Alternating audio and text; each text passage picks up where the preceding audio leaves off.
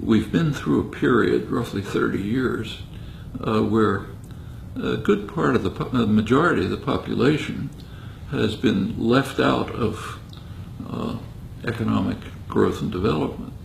For most people, wages have pretty much stagnated, even declined.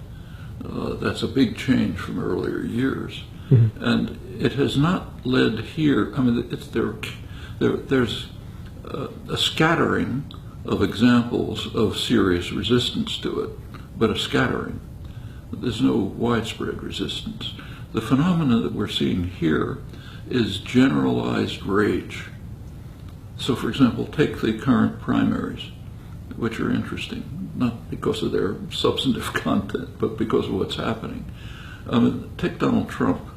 He's a clown, literally. Could be in the circus. He's getting huge support from people who are angry at everything, mostly white males, working class, middle class, poor white males, and their wives and traditional families. They are furious about everything. Everything's been taken away from them. There's no economic growth for them. There is for other people. The institutions are all against them. There's concern, deep concern, that they're losing their country because they, generalized they, are taking it away from us. That goes back to a strong nativist tradition in the United States. It's a country of immigrants, but all the way through there's been an effort to construct those of us who are here as not immigrants. So you go back to the Revolutionary period, take Benjamin Franklin, a leading figure of the Enlightenment. He thought that we ought to keep out Germans and Swedes because they're too swarthy.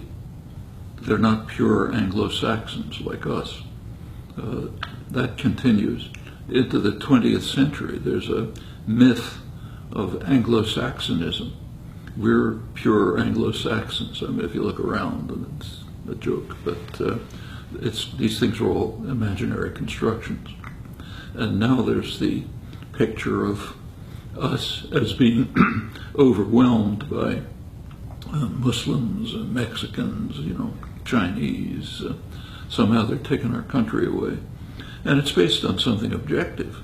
The white population is pretty soon going to become a minority, whatever white means, and the people who regard themselves that way. But the response to this is generalized anger at everything. So every time Trump makes a nasty comment about whoever, his popularity goes up, because it's based on hate, hate and fear. And it's unfortunately kind of reminiscent of something unpleasant. Germany, not many years ago. And it's worth remembering that in the 1920s, Germany was the absolute peak of Western civilization. In the arts, in the sciences, was regarded as a model of democracy. As late as 1928, Hitler got about 3% of the vote. It went from the peak of Western civilization to the absolute depths of human history within 10 years. And I don't want to say it's identical, but there are similarities. In fact, you see similarities elsewhere. Like if the European bureaucrats succeed in destroying Greece, which they're trying to do, humiliate them and so on, you may see the rise of, there is a neo-fascist party, may take over. That's the kind of thing that can happen.